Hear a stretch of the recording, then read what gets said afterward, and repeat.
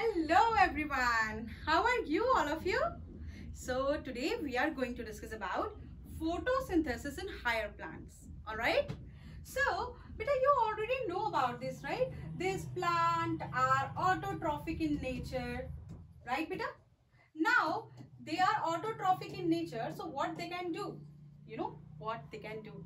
They can trap energy from the sunlight, and they can convert those energy into simple absorbable form, like they can convert those energy into glucose. So how they are going to trap those energies and how they are going to convert those energy into glucose, so this we are going to discuss about, okay, in this photosynthesis. So first we will discuss about how they are going to form ATP and NADPH, and through this energy currency, how they are going to form glucose. We are going to discuss about those things in this session. Alright, done all of you? So basically we are going to talk upon light reaction, and along with this we will definitely discuss about the dark reaction also. Alright beta, so let's start our session without wasting any time. Okay, done all of you. So if I talk about this photosynthesis in higher plants, all right, so photosynthesis in higher plants involves two things, all right, two processes. So they are going to do light reaction, and then they are going to do dark reaction beta. All right, first the plant is going to do light reaction, and then they are going to do dark reaction. All of you please be focused here. Now light reaction, so what product they are getting from light reaction? So they are getting ATP and NADPH. All right, and you already know that this ATP and NADPH, we are also calling it as energy what? Energy, money, currency, correct? Energy, money, energy, currency of a cell.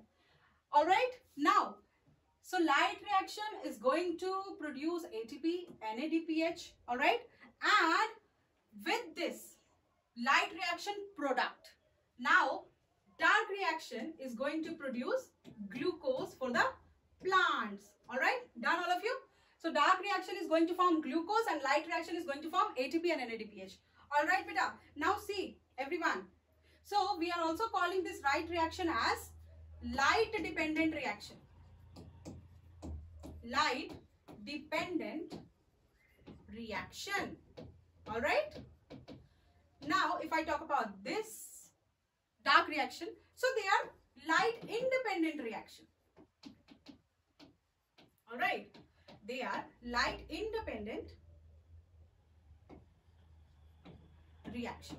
All right beta, so what is the meaning of this light dependent reaction? They are dependent on the sunlight beta. They are dependent on the sunlight, so they can do reaction but in the presence of sunlight. All right, but if I talk about dark reaction, so they are not dependent on the sunlight, but they are dependent on the product of light reaction. They are dependent on the product of light reaction. Done all of you? All right, so let's discuss about this in detail. All right, all right. So now we are going to discuss about the light reaction. All right, so what is going to happen in light reaction? All of you please be focused. So what is going to happen here beta, please be focused. So the light reaction is a light dependent reaction. Why? Because they are dependent on the sunlight, as you already know. Now they are dependent on the sunlight, which includes a series of events. All right, we will definitely discuss about the series of events. We will discuss, don't worry. And as a light absorption, so what are the series of events? As a light absorption, then hydrolysis. What is the meaning of this hydrolysis? Hydro means water, all right, lysis means breakage. So here you will find splitting of water. Okay, we will discuss about it. All right, we will discuss about it beta. Now, and they are also releasing oxygen as a byproduct. In light reaction we will get to know about this splitting of water, oxygen as a byproduct. We will discuss about it in detail, don't worry. Now we have ATP and NADPH. So light reaction is giving us ATP and NADPH. So we are going to discuss about those things. Okay. Now the photosystem is the arrangement of pigments. This photosystem is the arrangement of pigments. All of you. Now these pigments include what? Chlorophyll. So how many chlorophylls we are having? We are having so many chlorophylls, right? But the major chlorophylls are chlorophyll A. Chlorophyll A is the most important pigment. All right. Now chlorophyll B. So chlorophyll B, xanthophylls, right, beta? And keratinoids, of course. One second. So yes, of course. Xanthophylls, keratinoids.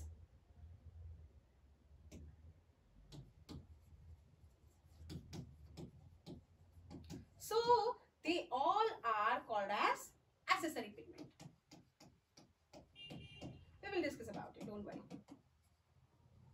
Alright.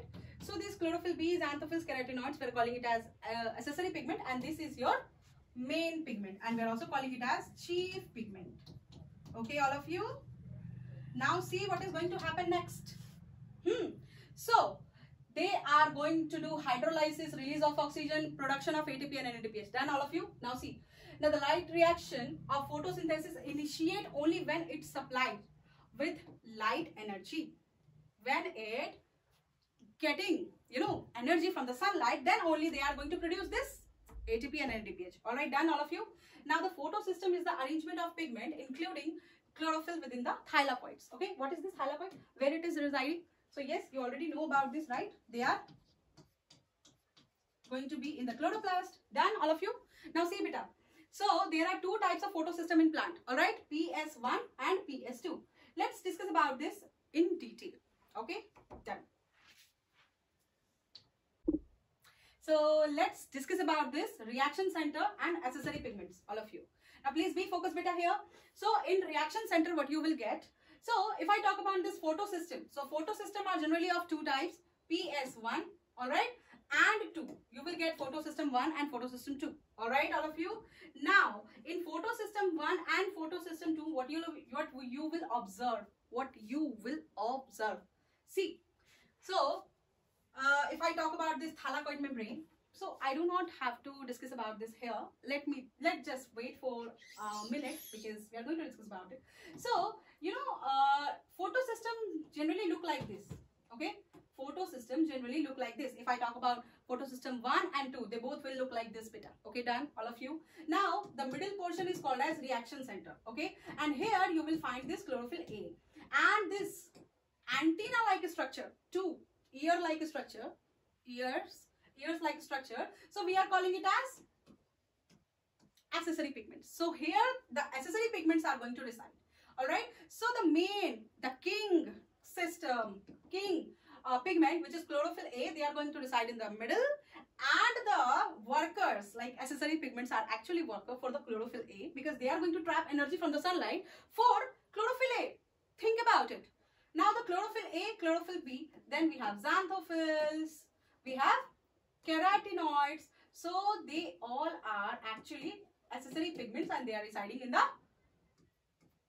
side by side. Okay. Here also you will observe the same things.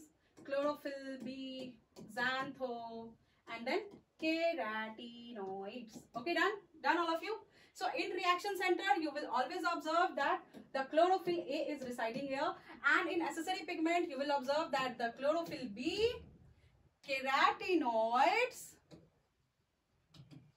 and xanthophylls are residing, and they all are working for chlorophyll A. They are trapping energy from the sunlight and they are giving their energy to the chlorophyll A. Think. So this chlorophyll A actually feel like this, he is king. Okay. Now let's move ahead to the next slide, all of you. Alright. Now see beta. So as I have already discussed that we have two types of photosystems. Photosystem 1 and photosystem 2. So what is the difference between photosystem 1 and photosystem 2? Okay. So the reaction center of the photosystem 1 is P700. Alright, and which includes chlorophyll A molecule that absorb light from 700 nanometer. All right. So the reaction center is 700, P700. They can absorb light from the 700 nanometer. All of you, please be focused. Now see photosystem 2. So the reaction center is P680 and the chlorophyll A molecule that absorb light at 680 nanometer. P680. Done? Done, beta? So PS1 at 700 nanometer and PS2 at 680 nanometer. Done, beta? Okay. Now let's move ahead to the next thing. Now we are going to talk upon phosphorylation. Okay, what exactly this phosphorylation? Okay, so if I talk about this phosphorylation, okay, so you all are very brilliant student, I already know. Okay, you are very good in chemistry too, so you know what is the meaning of this phosphorylation. So of course there is an addition of phosphate group. So you know, if I talk about cytoplasm, so our cytoplasm is full of ADP and plus phosphate. All right, and this photophosphorylation is actually the process of converting this ADP into ATP, and this ATP is the energy currency. So we can get so many money from this process. All right, so generally the photophosphorylation is actually on the basis of, they are of two types. So they are non-cyclic and cyclic, beta.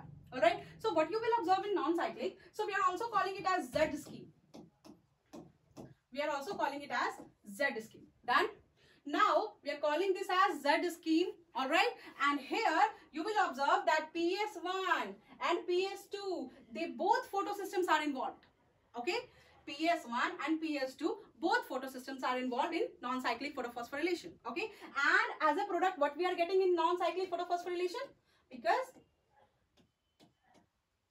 we already discussed, their light reaction is going to provide us ATP and NADPH. So we are going to get both things. All right, we are going to get ATP and NADPH both in non-cyclic photophosphorylation, all of you.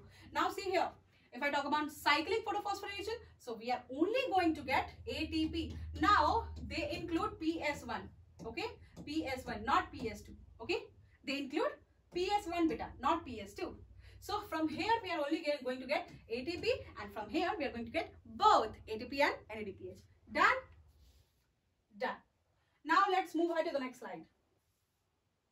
All right, so let's discuss about the chloroplast structure. Again, I know you already know about the structure, but let's repeat this again, because you know this is important.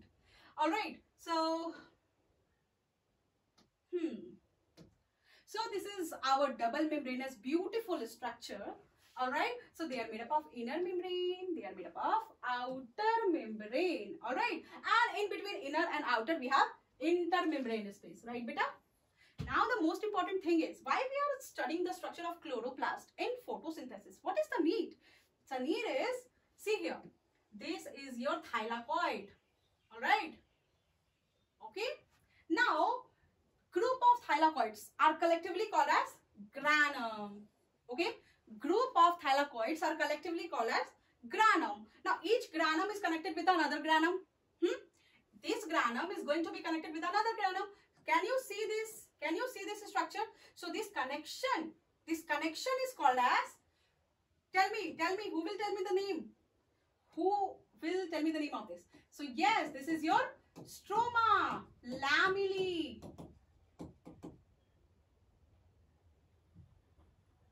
All right, beta. Stroma lamellae, beta. Done? Now see, stroma lamellae. All right, and we have, you know, this is the stroma part. So what is the stroma part actually? So fluid or matrix residing here. All right, so just forget about this thylakoid and all. So all the vacant place, what you are seeing here, vacant places, all right, where the fluid or matrix are filled with, so they are called as, we are calling it as stroma. Okay, so fluid or matrix present in the chloroplast, that's called stroma. Done, all of you? Now let's discuss about the next thing. Now see beta, I want you to explain about this thylakoid in detail, because we are going to discuss about the thylakoid. See what is going to happen. So just take an example of this thylakoid. Just think about this. This is your thylakoid, okay? All right. So this thylakoid is having membranes. This thylakoid is also going to have membranes. This is very small structure, but they are still going to have membranes. All right. And in their membranes, what you will observe? You will observe, well, you know what? You will observe somewhere PS1, PS2, PS1, PS2, like this, like this. So all PS1 and PS2 are embedded in the thylakoid membrane, like this. Understanding? So they are embedded like this, okay? And the internal part of this thylakoid is called as lumen, okay? And of course, the external part is called as stroma. Right, all of you? Now, I am going to zoom this, okay? I'm going to zoom this, all right? I'm going to cut down this, both structure, all right? And I'm going to zoom this. Now see what is going to happen, okay? Now see, beta.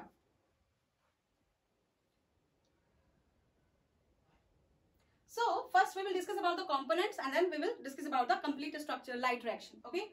So if I talk upon this, components of photosystem. So the PS1, photosystem 1 is going to keep P700, then chlorophyll A0, then chlorophyll A, then FES, and then ferrodoxin, and then FNR enzyme. All right. Now, if I talk about this PS2, so they are going to keep P680, pheophytene, then plastoquinone, and then cytochrome B6F, and then plastocyanine. Now, relax and let's be focused here. Okay, we are going to discuss about all those things and they all are included. They all are included for the making of ATP and NADPH. All right, let's discuss about it in detail. So let me add a vacant slide for you. Now see what is going to happen. I told you that I'm going to zoom that thylakoid membrane beta. Now see here. So this is your thylakoid membrane. Done, all of you? And this is your stroma part. Okay. And this is the lumen part, all of you. Okay. Now we have photosystem 1 and photosystem 2 here. Alright. And as I have already told you the components. So we have photosystem 1 and photosystem 2. Just take. Okay.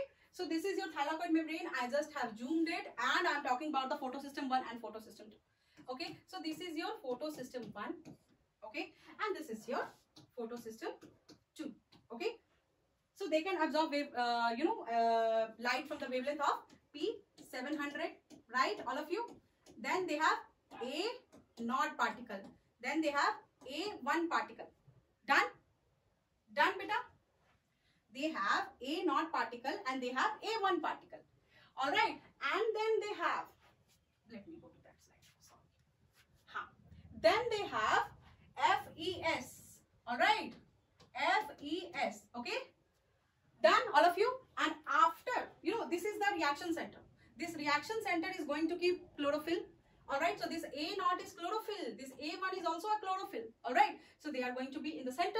So this is the reaction center and we have FES also. Okay, now after this FES, what we will get?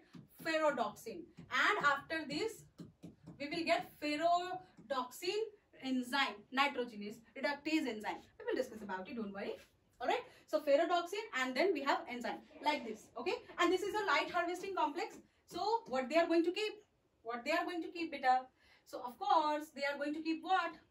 So they are going to keep chlorophyll B, then xanthophylls, right? And then carotenoids. I'm just writing this C. Okay. Here also this is your light harvesting complex. They are also going to keep same thing, chlorophyll B, xanthophylls and carotenoids. Done? Done? So always remember about this. Okay. Now see what is going to happen. How they are going to trap this energy. Now please be focused, all of you. Let me draw a sun because sun is important for the process of light reaction. Alright. Now sun is giving us energy. Alright. So sun is giving us energy. Alright. So here photon of light will strike here. Photon of light will strike here beta. On where? Light harvesting complex. Alright.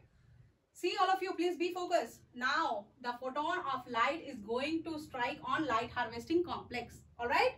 Now there are so many things. Alright. Chlorophyll A, xanthophyll. So there are pigments. No. They are residing like this. No. So now this photon of light is striking on this light harvesting complex, and due to this, here what is going to happen? You know, here you will find the resonance effect. Alright. You will also think why ma'am is talking about only chemistry in biology, but this is actually needed. So the resonance effect. Okay, due to this resonance effect, what is going to happen? Now this light harvesting complex is striking. All right, they are shivering, they are striking. Okay, see here, they are striking, they are shivering, and they are transferring their energy like this, like this, like this, like this, like this, and then they have transferred this energy to the P700. But here we are going to have electrons beta. All right, we are going to have electrons. So generally not one photon of light. So generally 2 photon of light strikes. All right, 2 photon of light strikes simultaneously, and they are creating shivering in the light harvesting complex. Due to this shivering, due to this sudden shock, now they are going to transfer their energy to the P700, and P700 is going to have these 2 electrons. We will discuss about this electron, from where they are getting electrons. We will discuss about it. From where they are getting electrons, this is your question mark, and we will discuss about it. Okay guys, now see, so this P700 is already having this electron, or they get energy also. So what is going to happen in the next step? So now they are going to, you know, their redox potential was very high when they were not having this electron. Now they are having this electron, so their redox potential is very low now. Okay, now because this A naught is not going to have have this electron, so their redox potential gone high. Their redox potential gone high. Okay, so now this electron is going to transfer in the A naught. Okay, now after getting their electron, they are relaxed. Okay, now after relaxation, now A1 is going to have higher redox potential. Okay, so due to this higher redox potential, now the electrons are going to transfer here. Okay, electrons are going to transfer here, and then finally the electrons are going to transfer here beta. Okay, in FeS, iron sulfur, because now this FeS is going to have more redox potential as compared to the A1. Okay, done. So photon of light strike, and P700 were having electrons. Now they have transferred their electron to the A naught, then A1, and then FeS. Okay, and this ferrodoxine, you know, FD, ferrodoxine. Actually, this is, you know, vehicle. This is actually working as a vehicle. Okay, so this vehicle, all right, is going to, please be focused everyone here. This vehicle is going to take their electrons outside. Ferrodoxine, this vehicle is going to take their electron outside. Done.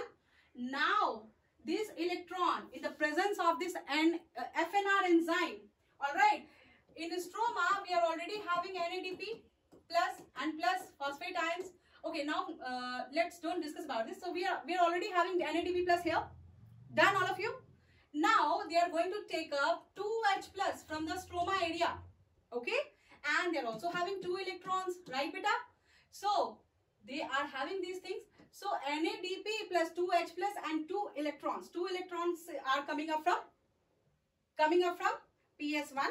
All right, and they got this NADP from stroma area, and this 2H plus from stroma area, and this 2 electron from this segment. Okay, now they are going to do reaction in the presence of FNR enzyme. All right, and they are going to convert this NADP plus into NADPH and plus H plus. They are releasing. So like this we are getting NADPH. Is it clear? Is it clear, all of you?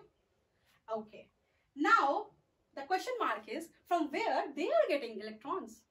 Where is the way? What is the way? All right. So now let's come on to this PS2. Come here.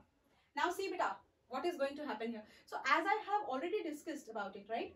So this, PS2 is going to have 680, then pheophytene, then plastoquinone, then cytochrome B6F, then plastocyanine. Alright, now what is going to happen?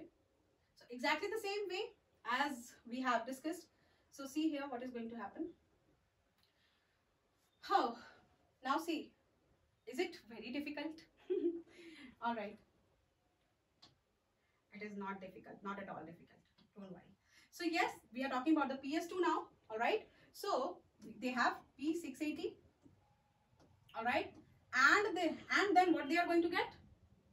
And then what they are going to get, as we have already discussed about it, right beta? So what they are going to get? See here, pheophytene, plastoquinone, cytochrome B6F, cytokine, plastocyanine. We are going to discuss about this in detail. Okay. Now see here.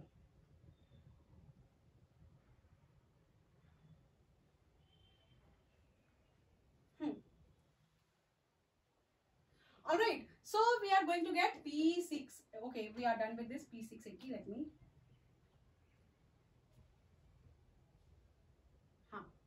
See what is going to happen. So now we are going to get P680, then we are going to get pheophytene. I'm not writing this in complete detail because here, I have already written it here. Now, pheophytene and their vehicle name is plastoquinone. So I'm writing down this in a short, okay? So their vehicle is plastoquinone, all right? And then this plastoquinone, and then we are going to have this cytochrome B6F here also. Cytochrome B6F. Is it clear to you?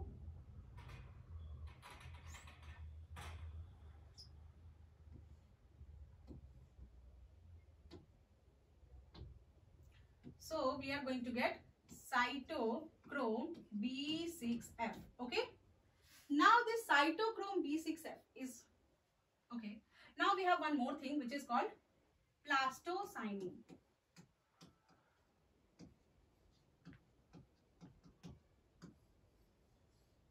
Okay, so these things are there. So if I talk about reaction center, so they are going to have only two things. One is P680 and then pheophytene. They are going to have only two things. One is P680 and pheophytene. All right. And this is your light harvesting complex beta. All right. This is your light harvesting complex. All right. So of course, they are going to keep what? Chlorophyll B, xanthophylls, carotenoids. Again, the same thing is going to happen here. All right. So then again, sunlight energy is going to strike here. All right. And due to this striking, what is going to happen? So resonance effect is going to happen, and then the redox potential of this P680 is increasing, and they are going to have this 2 electrons. Done.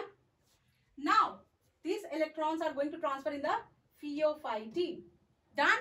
Now this pheophytene is going to transfer this electron to the plastoquinone, and this plastoquinone is saying, no, I don't need your, he's very attitude. He has very attitude. He is saying, I don't need your electrons. So they are saying, why don't you need my electrons?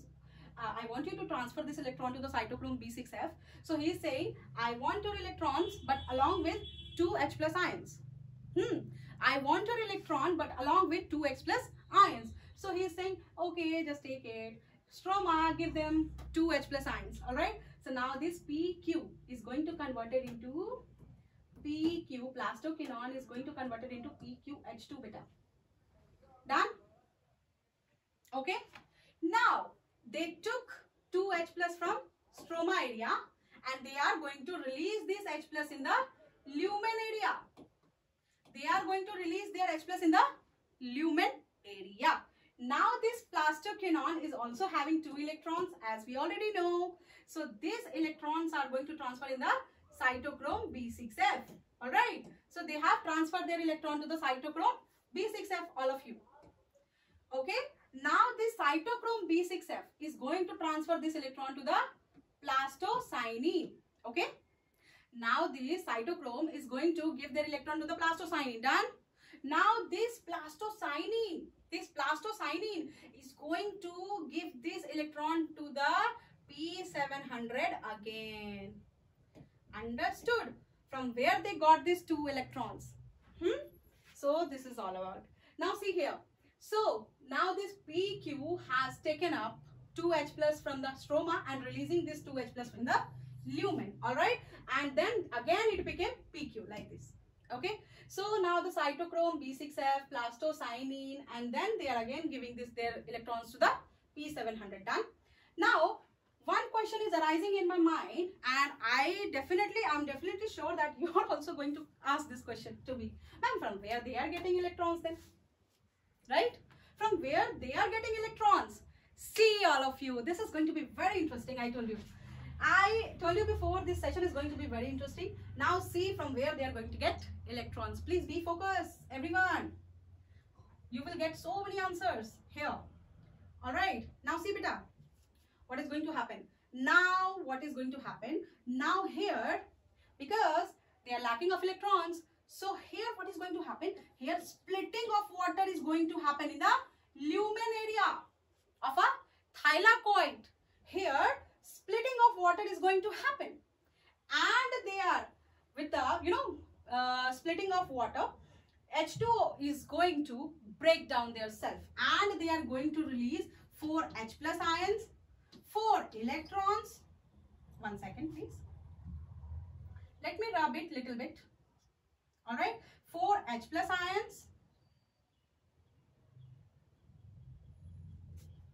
All right. Okay.